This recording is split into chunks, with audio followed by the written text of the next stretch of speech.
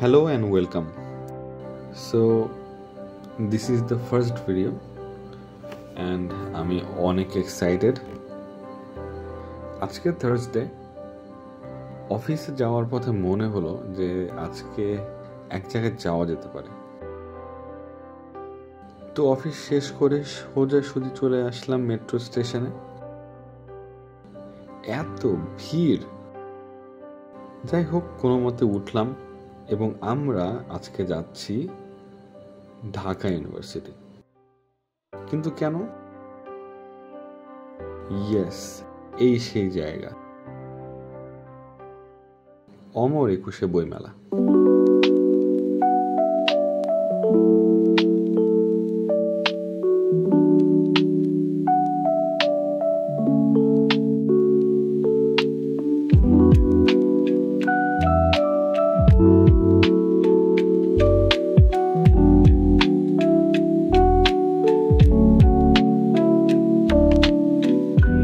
এই main gate দিয়ে আজকে আমার বইমেলার যাত্রা শুরু হলো। আগে কখনো এখানে না আসায় আমার আইডিয়া ছিল না জায়গাটা এত বড়। যেদিকেই তাকাচ্ছি না কেন মনে হচ্ছে এটা শেষই হবে না। কিন্তু সবাই কিন্তু শুধু বইমেলা দেখতে আসেনি, অনেকে ছবিও তুলতে এসেছেন। যেমন এই ভাইকে দেখুন, বন্দুকে দিয়ে ছবি তুলিয়ে নিচ্ছে, অথবা এই আপু ছবি তোলার সাথে সাথে বইটা রেখে দিলেন। বাচ্চাদের জন্য এটা কিন্তু ভালো একটা এন্টারটেইনমেন্টের জায়গা ছিল। সব জায়গায় বাচ্চাদের বইয়ের স্টল এবং অনেক অনেক কিউরিয়াস বাচ্চা। কিছু কিছু স্টল অ্যাস্থেটিকের দিক থেকে খুবই চমৎকার ছিল, আবার জাস্ট উল্টা পাশেই খুবই বেসিক কিছু স্টল।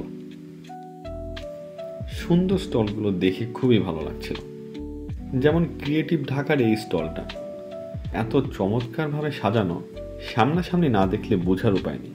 আবার কবি প্রকাশনের এই স্টলটা দেখুন, প্রত্যেকটা বইয়ের মলাটে এক একটা বাংলা অক্ষর লেখা। ধরুন পথের প্যাচালি বইটা নিতে যাচ্ছেন, মলাটে বড় করে একটা প লেখা।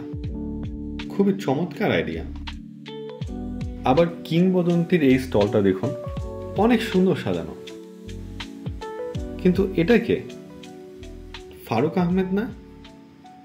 উনিও দেখি বই লিখেছেন, কিন্তু উনি না বলেছিলেন এটা কি তুমি লিখেছো? যে না, আমি তো লেখাপড়াই জানি না, গাঞ্জা খেয়ে কুল পাই না।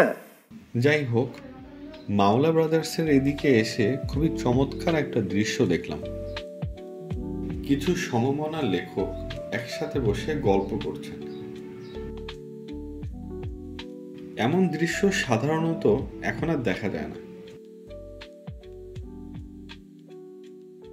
কিছু বাচ্চা দেখলাম,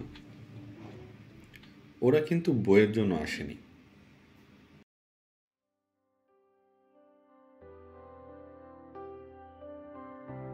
যাবার সময় একটা স্টলে কিছুক্ষণ কথা বললাম।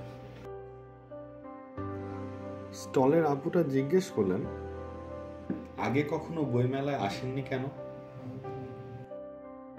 সেই কাহিনী হয়তো অন্য কোনো দিন বলবো। আজকের মতো এতটুকুই।